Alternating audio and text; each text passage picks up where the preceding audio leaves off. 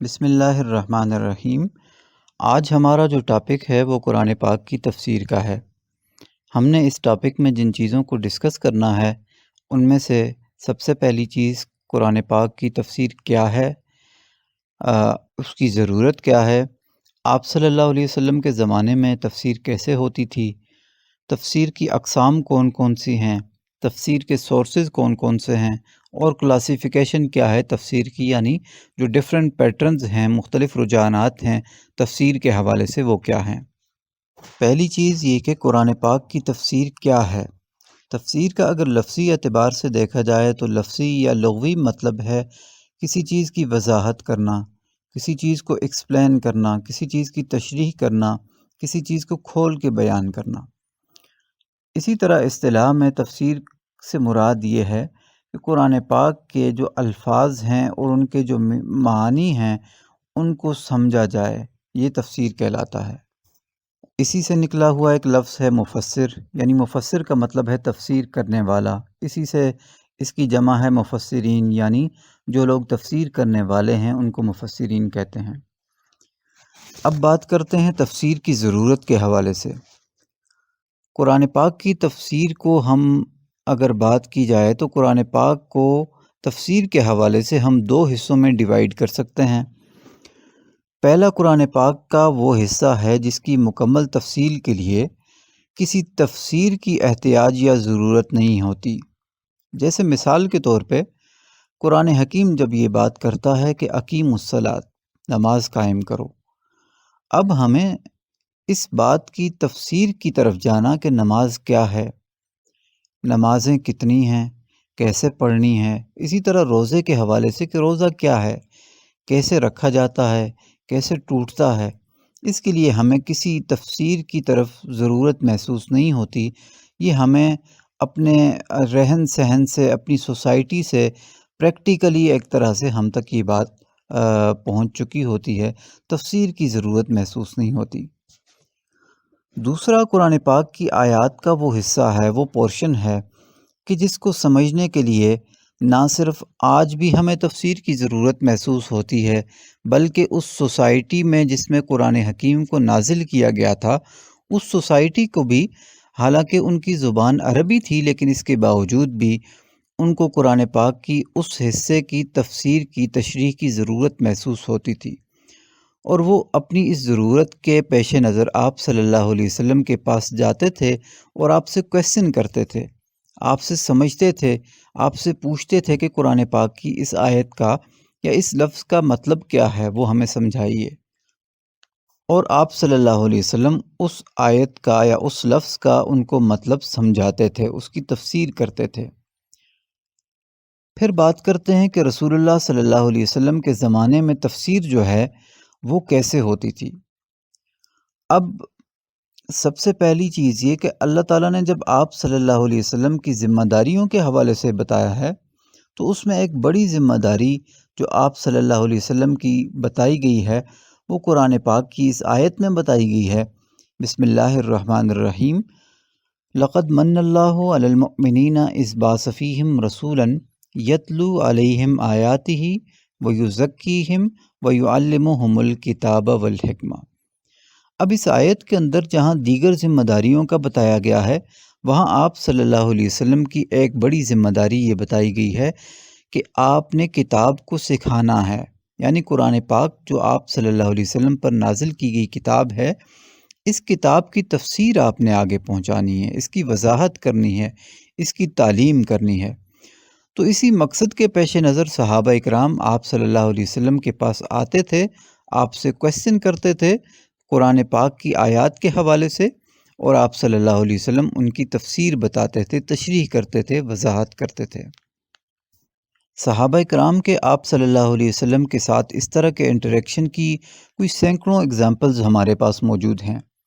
ایک دو اگزامپلز لے کے ہم آگے بڑھتے ہیں۔ سب سے پہلے یہ کہ جیسے اللہ تعالیٰ نے ایک آیت قرآن حکیم میں نازل کی کہ الذین آمنوا ولم یلبسوا ایمانہم بظلم اولئک لہم الامن وہم مہتدون، یعنی اس آیت کے اندر یہ بات کی گئی ہے کہ وہ لوگ جو ایمان لائے اور اپنی ایمان کے ساتھ انہوں نے کسی ظلم کو اٹیچ نہیں کیا تو ان کی امن کی گارنٹی ہے ان کے حوالے سے قیامت کے دن۔ اب صحابہ کرام پریشان ہو گئے کہ کون سا مومن ہو سکتا ہے کہ جس سے کوئی چھوٹا موٹا ظلم یا کوتاہی نہ ہو جائے، تو یہ تو ہر ایک سے ہو جاتا ہے، تو کیا قیامت کے دن ہمارے امن کی کوئی گارنٹی نہیں ہوگی؟ تو آپ صلی اللہ علیہ وسلم کے پاس آئے اور پریشانی میں کویسچن کیا، تو آپ صلی اللہ علیہ وسلم نے اپنی اس تعلیم کتاب کی ذمہ داری کا احساس کرتے ہوئے اس آیت کی یہ وضاحت کی، تفسیر کی کہ یہاں ظلم سے مراد کفر ہے، شرک ہے، یعنی اللہ تعالیٰ کے ساتھ کسی کو شریک ٹھہرانا، جیسا کہ قرآن پاک میں ایک دوسری جگہ پہ آتا ہے نا کہ ان الشرک لظلم عظیم، کہ شرک بڑا ظلم ہے۔ تو یہاں جس ظلم کو اٹیچ کرنے کے سے منع کیا گیا ہے ایمان کے ساتھ، وہ ظلم در حقیقت شرک ہے۔ اگر شرک کو کوئی ایمان کے ساتھ اٹیچ کرے گا تو اس کی کوئی گارنٹی نہیں ہوگی۔ اسی طرح ایک اور دوسری آیت کے حوالے سے صحابہ کرام کو تفسیر کی ضرورت محسوس ہوئی، تو وہ آپ صلی اللہ علیہ وسلم کے پاس آئے کہ اللہ تعالیٰ نے قرآن حکیم میں یہ ارشاد فرمایا ہے کہ السارق والسارقۃ فاقطعوا ایدیہما، جس کا مطلب ہے کہ چور مرد ہو یا عورت ہو ان کے ہاتھ کاٹ دو۔ اب اس آیت کے اینڈ پہ ہے ہما، اب ہما سے مراد کیا ہے؟ صحابہ کرام اس حوالے سے کنفیوز ہو گئے اور انہوں نے آپ صلی اللہ علیہ وسلم سے کویسچن کیا کہ ایدیہما کا مطلب تو ہے کہ دو ہاتھ، تو یہ دو کے لیے آتا ہے، تو کیا دونوں ہاتھوں کو کاٹا جائے گا؟ تو آپ صلی اللہ علیہ وسلم نے فرمایا کہ نہیں، یہ ہاتھ ایک ہی کٹے گا۔ یہ ہما کی جو ہما سے جو اشارہ کیا گیا ہے وہ مرد اور عورت کی طرف کیا گیا ہے، یعنی چاہے چوری کرنے والا مرد ہو یا چوری کرنے والی عورت ہو، ان دونوں کا ہاتھ کاٹا جائے گا، ہاتھ ایک ہی کٹے گا۔ اب آتے ہیں تفسیر کی اقسام کی طرف۔ قرآن پاک کی تفسیر کی دو اقسام ہیں، دو اقسام میں اس کو ڈیوائیڈ کیا جا سکتا ہے۔ پہلی قسم جس کو آپ کہہ سکتے ہیں وہ تفسیر بالمعصور ہے، اور دوسری قسم تفسیر بالرائے ہے۔ اب تفسیر بالمعصور کیا ہے؟ تفسیر بالمعصور سے مراد قرآن پاک کی وہ تفسیر ہے جو قرآن حکیم، حدیث رسول یا قول صحابی یا تابعی سے کی جائے، یعنی قرآن پاک کی وہ تفسیر جس کا سورس یا تو قرآن حکیم ہو یا حدیث رسول ہو یا کسی تابعی یا کسی صحابی یا کسی تابعی کا قول ہو۔ اگر ان سورسز سے کوئی تفسیر کی جائے گی تو وہ تفسیر بالمعصور کہلائے گی۔ ہمارے پاس جو ہمارے کلاسیفیکل جو ہمارے پاس تفاسیر موجود ہیں، ان میں اس کی اگزامپلز جو ہمارے پاس موجود ہیں وہ جامع البیان فی تفسیر القرآن کی ایک مشہور تفسیر ہے جو تفسیر بالمعصور کے انداز میں لکھی گئی ہے۔ اسی طرح ایک تفسیر ہے معالم التنزیل، یہ بھی اسی انداز میں لکھی گئی ہے۔ اسی طرح اور کئی تفاسیر ہیں جو اس انداز میں لکھی گئی ہیں۔ یہ تفسیر بالمعصور تفسیر کی پہلی قسم تھی۔ اب دوسری قسم کیا ہے؟ دوسری قسم ہے تفسیر بالرائے۔ اب تفسیر بالرائے یہ کیا چیز ہے؟ تفسیر بالرائے سے مراد وہ قرآن پاک کی آیات کی وہ تفسیر جس کا سورس اوپر جو بتائی گئی چیزیں تھیں، یعنی قرآن حکیم، حدیث نبی، قول صحابی و تابعی، یہ نہ ہو، بلکہ اس کی بجائے اس کا سورس اپنی رائے اور اجتہاد ہو۔ یعنی تفسیر بالرائے قرآن پاک کی آیات کی وہ تفسیر ہے جو اپنے رائے اور اپنے اجتہاد کی بنیاد پہ کی جائے، تو وہ تفسیر بالرائے کہلائے گی۔ تفسیر بالرائے کی جو نمائندہ تفاسیر جو ہمارے پاس اگزامپلز میں ہوں گی، وہ ابو سعود کی مشہور تفسیر ہے ارشاد العقل السلیم۔ اسی طرح ایک تفسیر التستری، یہ دو تفاسیر جو ہیں یہ تفسیر بالرائے کے حوالے سے لکھی گئی ہیں۔ اب ہم بات کرتے ہیں کہ جو تفسیر کے سورسز کون کون سے ہیں، یعنی مآخذ یا سورسز آف تفسیر کون کون سے ہیں، یعنی وہ مآخذ یا وہ سورسز جن کے ذریعے سے قرآن پاک کی تفسیر کی جا سکتی ہے۔ تو ان میں سب سے پہلا سورس اور سب سے بڑا سورس جو ہے وہ ہے قرآن پاک کی تفسیر کرنا قرآن پاک سے۔ اب قرآن پاک کی تفسیر قرآن پاک سے اس کا مطلب کیا ہے؟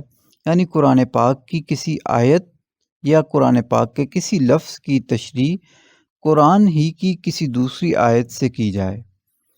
مثلاً جیسے قرآن پاک یہ بات کرتا ہے کہ فَتَلَقَّىٰ آدَمُ مِن رَّبِّهِ كَلِمَاتٍ فَتَابَ عَلَيْهِ، کہ آدم نے اپنے پروردگار سے کچھ کلمات سیکھے جن کے ذریعے سے ان کی توبہ قبول ہوئی۔